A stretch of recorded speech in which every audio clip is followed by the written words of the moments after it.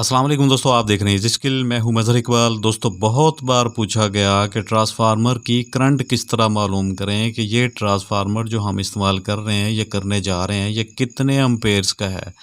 तो मैं मुतअद्दद बार एम्पेयर्स वगैरह, वोल्टेज वगैरह चेक करने का तरीका मुख्तलिफ वीडियोज़ में बता चुका हूँ, लेकिन आज हम स्पेसिफ़िकली इस ट्रांसफार्मर के एम्पेयर्स चेक करने का तरीका जानेंगे। मैं आपको बताऊंगा कि किस तरह से आप किसी भी ट्रांसफार्मर के एम्पेयर्स यानी उसकी करंट मालूम कर सकते हैं कि ये कितने एम्पेयर का है। तो इससे पहले अगर आप चैनल पर नए हैं, चैनल को सब्सक्राइब नहीं किया हुआ, तो अभी चैनल को सब्सक्राइब कर लें और साथ बेल नोटिफिकेशन भी ऑन कर लें ताकि आपको आइंदा आने वाली वीडियोज़ भी मिलती रहें।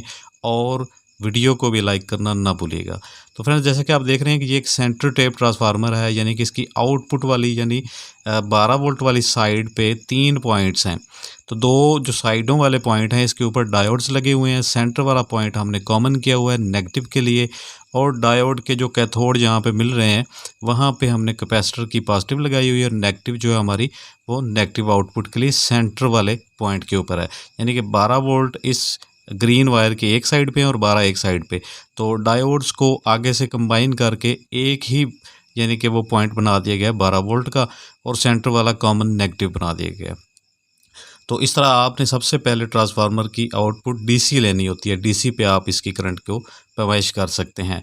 तो अगर आपको ब्रिज बनाने का या डायोड लगाने का नहीं पता, तो वीडियो का लिंक डिस्क्रिप्शन में आप जाके देख सकते हैं। तो किसी भी ट्रांसफार्मर को चेक करने के लिए इसकी आउटपुट का डीसी होना ज़रूरी है।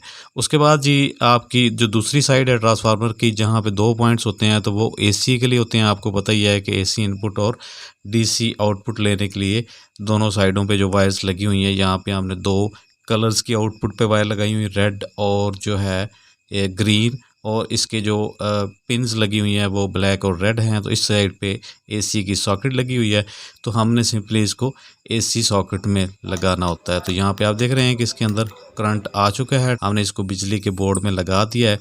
तो अब इसकी हमने पैमाइश करनी है, इसकी मेजरमेंट करनी है कि इसकी एम्पेयर्स कितने हैं, ये ट्रांसफार्मर जो है वो कितने एम्पेयर का है। हमें ट्रांसफार्मर्स के एम्पेयर्स का पता होना चाहिए, क्योंकि हम इसको डिवाइसेस में यूज़ करते हैं। तो इसके जब एम्पेयर्स मालूम नहीं होते तो आगे चल के वो उसकी परफॉर्मेंस में मसला होता है। तो आपने यहाँ पे मल्टीमीटर को है, सबसे पहले मैं इसकी वोल्टेज में आपको चेक करके दिखाता हूँ। वोल्टेज भी जो है बहुत ईजी है। तो वोल्टेज वाली रेंज पे मल्टीमीटर को आपने रखना है।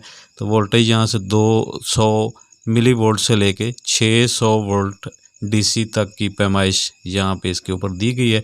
इसके ऊपर हमने 20 की रेंज पे आपने रखना है मल्टीमीटर को, क्योंकि इसके वोल्टेज जो है वो 12 वोल्ट का है, लेकिन इसके वोल्टेज यहाँ पे ज़्यादा होंगे।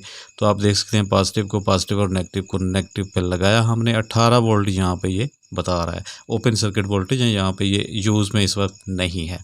ठीक है, तो 18 वोल्ट यहाँ पे ये बता रहा है। तो जब इसको इस्तेमाल करेंगे तो इसके वोल्टेज 12 ही रह जाएंगे।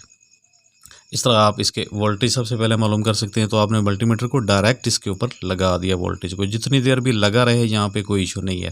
ठीक है, तो यहाँ पे इस तरह से वोल्टेज मालूम कर लिया हमने।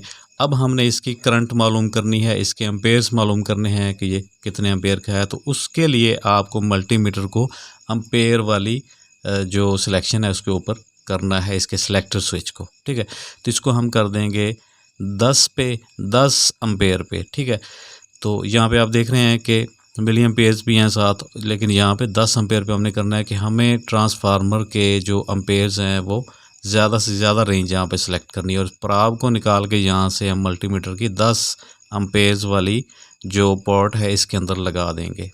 ठीक है, तो अगर आपके मल्टीमीटर के ऊपर इससे ज़्यादा की सिलेक्शन है तो आप उस पर रखें, अदरवाइज़ ये मल्टीमीटर 10 एम्पेयर से ज़्यादा की पैमाइश नहीं करता। तो आपने ये याद रखना है कि 10 एम्पेयर से ज़्यादा नहीं होना चाहिए आपका करंट।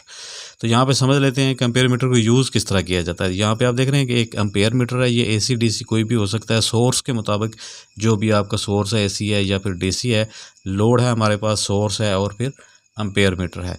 तो आपने करना इस तरह होता है कि एम्पेयर मीटर जो है वो आपके डिवाइस और आपके जो सोर्स ऑफ वोल्टेज है उसके सीरीज़ में आना चाहिए।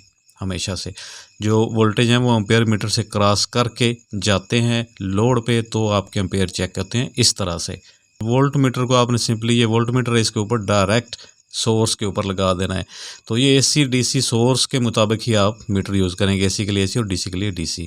तो इस तरह से आप एसी और डीसी वोल्ट मीटर या एम्पेयर मीटर यूज़ कर सकते हैं। तो आप यहाँ पे सोच रहे होंगे कि ये तो डायरेक्ट ही लग रहा है। अब यहाँ पे सोर्स नहीं है हमारे पास, हम डायरेक्ट इसके एम्पेयर चेक कर रहे हैं, तो इसको हम इसी तरह ही लगाएंगे।